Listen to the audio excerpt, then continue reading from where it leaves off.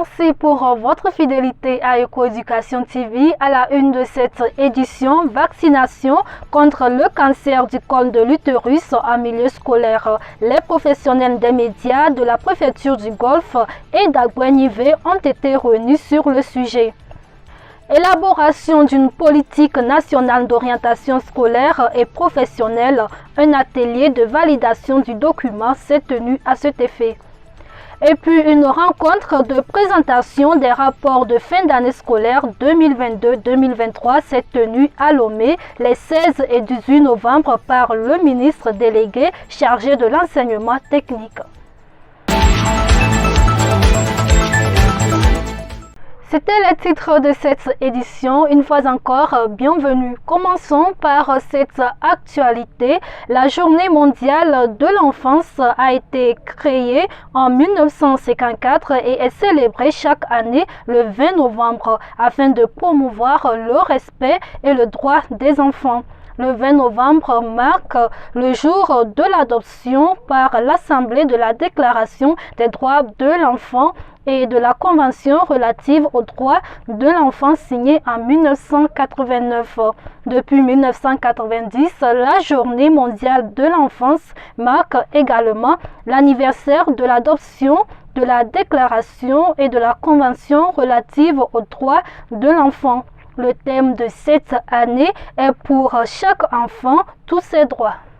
Les professionnels des médias de la préfecture du Golfe et d'Aguenivé sont réunis ce lundi à Lomé à une session d'information capitale sur le cancer du col de l'utérus, une préoccupation de santé majeure au Togo. Innocente et Dogali. Le cancer du col de l'utérus, malheureusement, se classe au deuxième rang des cancers les plus répandus au Togo, juste après celui du sein. Les chiffres alarmants démontrent 995 cas enregistrés dans le pays, accompagnés de 497 décès, ce qui place le pays parmi les plus touchés par cette maladie au niveau mondial. Pour contrer cette menace, l'État togolais a entrepris diverses initiatives au fil des années. Parmi celles-ci, une campagne de vaccination étendue est prévue du 27 novembre au 1er décembre 2023, ciblant spécifiquement les jeunes filles âgées de 9 à 14 ans. Durant cette campagne, des équipes médicales se rendront dans les écoles, particulièrement les collèges et les écoles primaires pour administrer les vaccins. Des équipes FIS seront également présentes dans les établissements de santé et d'autres lieux publics pour faciliter l'accès à la vaccination. Un élément crucial de cette réunion a été de démystifier les rumeurs circulant sur les réseaux sociaux, notamment celles avançant que cette vaccination viserait à stériliser les jeunes filles. Madame Adewi Pidenam, cadre administratif de soins de santé et point focal pour la promotion de la santé à la DPS à Aguenivé, souligne que cette vaccination ne vise pas à stériliser les filles. L'État assume le coût élevé de ce vaccin pour préserver la santé de sa population, en particulier celle des femmes qui en souffrent énormément. Après la campagne de vaccination du 27 novembre au 1er décembre 2023, à partir du 4 décembre 2023, la vaccination contre le VPH sera intégrée dans le programme élargi de vaccination PEV Togo, exclusivement pour les jeunes filles de 9 ans. Il est important de rappeler qu'une phase pilote de vaccination contre le VPH entre 2015 et 2017 dans le district sanitaire de Tchamba et Golfe a rencontré un succès considérable, comme l'a confirmé la directrice régionale de la santé. Cette session d'information des médias s'avère essentielle pour éduquer et dissiper les fausses croyances, assurant ainsi une plus grande adhésion et compréhension de l'importance de la vaccination contre le cancer du col de l'utérus. Une commission interministérielle et un consultant ont été déployés pour l'élaboration d'une politique nationale d'orientation scolaire et professionnelle. Ils viennent de produire un document de politique nationale d'orientation scolaire et professionnelle, document soumis à étude pour validation. Reportage de nos confrères de la TVT. Une seule question au centre de cette rencontre entre les acteurs des secteurs de l'éducation et de l'emploi, la politique nationale d'orientation scolaire et professionnelle. L'obligation de la mise en place de cet instrument d'orientation avait été clairement exprimée depuis 2018 par ces acteurs clés du système éducatif. 5 ans après, voici le draft du document de cette politique. Au cours de cette rencontre, ils vont l'examiner, apporter leur contribution pour enfin l'adopter. Une chose est d'aller à l'école, une autre chose en est qu'on s'insère professionnellement lorsqu'on est au bout du processus de formation ou éducatif.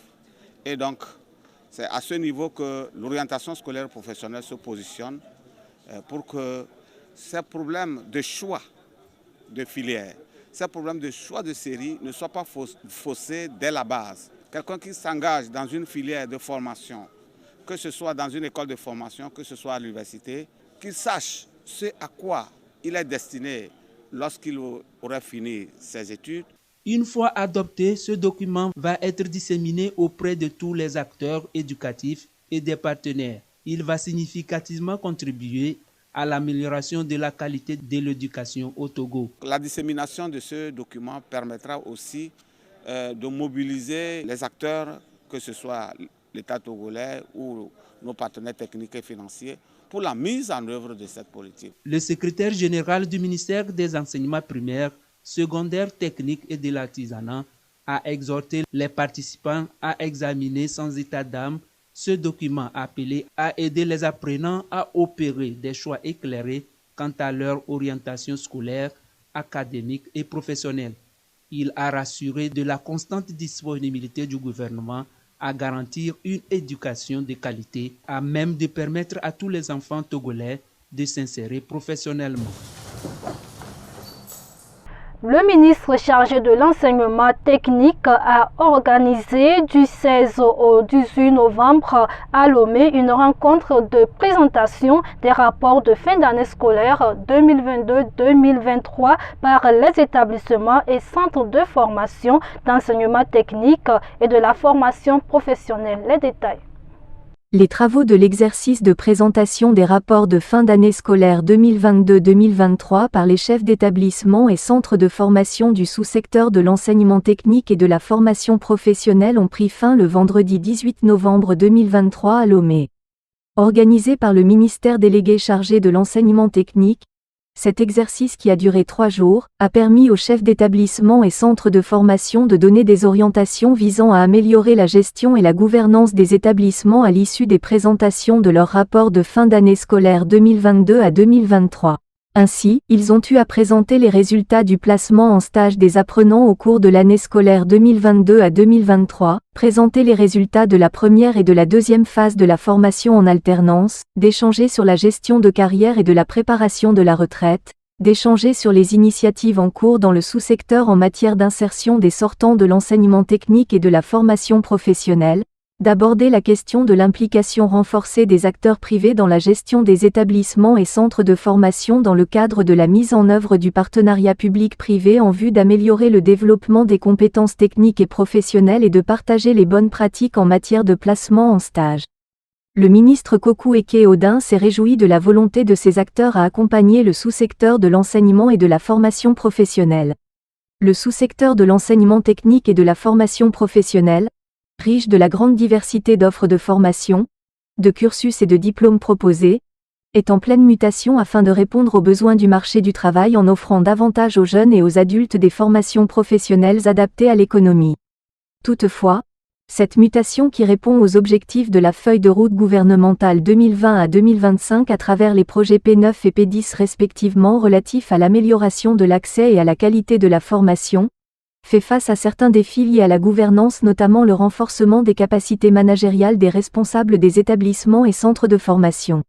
C'est ce qui justifie la nécessité de changer de paradigme pour retenir une autre orientation conduisant à une profonde réforme de gestion des établissements et centres de formation technique et professionnelle par un soutien et un accompagnement plus accru à travers la présentation des rapports d'activité pédagogique et financière. C'est aussi pour apporter une contribution à la problématique de la gouvernance des établissements que la stratégie nationale de l'ETFP vise, un système de développement de compétences techniques et professionnelles, DCTP, de qualité, équitable et accessible à tous, favorisant l'employabilité et la mobilité professionnelle, l'apprentissage tout au long de la vie, et la promotion d'une croissance économique inclusive et un développement durable, a déclaré le ministre Kokou Odin. La semaine d'études maths entreprises édition 2023 a pris fin ce 17 novembre à la suite des travaux soumis à l'appréciation d'un jury de 4 membres. Suivez. L'École polytechnique de Lomé, EPL, de l'Université de Lomé, a abrité du 13 au 17 novembre 2023 la première édition de la semaine d'études maths entreprises, SEM. Cette première édition s'inscrit dans le cadre du programme Impact, Ingénierie en mathématiques appliquées, programme d'accompagnement et de coopération avec le Togo. Initiée en Angleterre en 1963, la SEM est destinée aux doctorants et étudiants de Master 2 désireux de poursuivre leurs études. Elle a pour but de créer des échanges entre les milieux industriels et le monde académique à travers une semaine de travail sur les problèmes posés par des industriels et qui nécessitent des approches mathématiques innovantes. C'est le premier vice-président de l'UL, le professeur Komlan Batawila, qui a lancé la semaine au nom du président de l'Université de Lomé. Dans son allocution, le professeur Komlan Batawila a félicité les acteurs qui ont contribué à la tenue de cette première édition de la semaine d'études maths entreprises. Il a invité les doctorants et les étudiants en Master 2 qui ont le privilège de faire partie de cette première édition, à faire ressortir en fin de semaine, des pistes de solutions innovantes aux problématiques identifiées. Le Togo vient d'intégrer la Fédération des Jeux de Commonwealth, un événement sportif international qui se tient tous les 4 ans entre les pays membres. Innocente Edogali nous en dit plus. Près d'un an après son adhésion au Commonwealth, le Togo vient d'intégrer la Fédération des Jeux. Je suis particulièrement heureux pour le Togo. C'est une excellente nouvelle. Merci d'avoir accepté notre candidature pour rejoindre le CGF. Je voudrais réitérer l'engagement du CNO Togo pour promouvoir et partager les valeurs fondamentales du Commonwealth, affirme Deladem Akpaki, président du Comité national olympique togolais. Les Jeux du Commonwealth, également appelés les Commonwealth Games en anglais, sont un événement sportif international qui se tient tous les 4 ans et rassemble des athlètes de pays membres du Commonwealth composés de 56 principaux pays d'anciennes colonies britanniques. Ces Jeux comprennent plusieurs variétés de disciplines sportives, allant de l'athlétisme et la natation aux sports collectifs tels que le rugby à 7 et le cricket, et vise à promouvoir l'amitié et la compréhension entre les peuples du Commonwealth à travers le sport. C'était en 1930 qu'a eu lieu la première édition des Jeux du Commonwealth. Dès lors, l'événement s'est développé pour devenir l'un des plus importants rassemblements sportifs internationaux, offrant aux athlètes du Commonwealth l'occasion de rivaliser à un niveau mondial. Pour clore cette édition, le 19 novembre a été marqué par la Journée mondiale des victimes des accidents de route. C'était une occasion pour le Gabon de sensibiliser la population. Plus de détails avec Gabon Télévision. Des moments tragiques, inoubliables. Ils se souviennent encore de ce jour-là. Un automobiliste imprudent m'avait envoyé dans un ravin. Quand on sort de là avec une paralysie comme la mienne, la vie est très compliquée. Le 26 décembre 2015. J'ai fait l'accident. Malheureusement, j'ai mon petit frère qui a été victime d'un accident de la circulation sur la route de Minzik. Il a eu des violents traumatismes au niveau de la tête et jusqu'à aujourd'hui, il subit des traitements. On m'avait fauché là, au 5 là. Le chauffeur avait fui.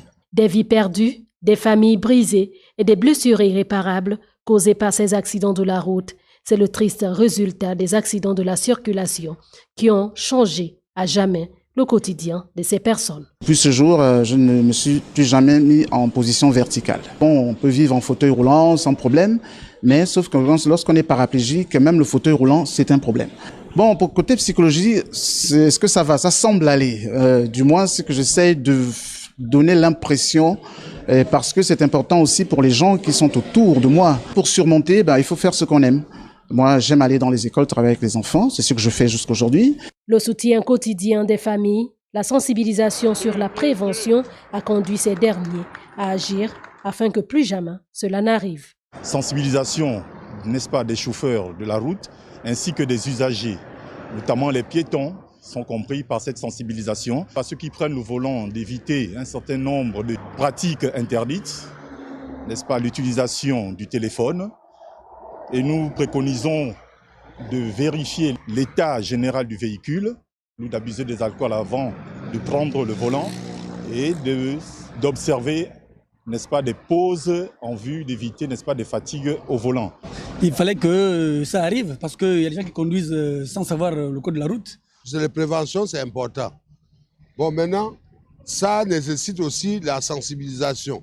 La prévention et la sensibilisation sur les effets néfastes des accidents de la route a entraîné la réduction du nombre des morts dans notre pays. Tendance baissière des victimes, soit 798 victimes en 2021 contre 603 en 2022. De même que pour les accidents de la circulation routière, on enregistre 2108 pour le compte de l'année 2021 et 1399 pour l'année 2022. La célébration de la Journée mondiale du souvenir des victimes des accidents de la route doit être l'occasion pour rappeler aux conducteurs le respect des lois sur la sécurité routière et surtout renforcer le système judiciaire sur ces dérives liées au non-respect des lois en vigueur.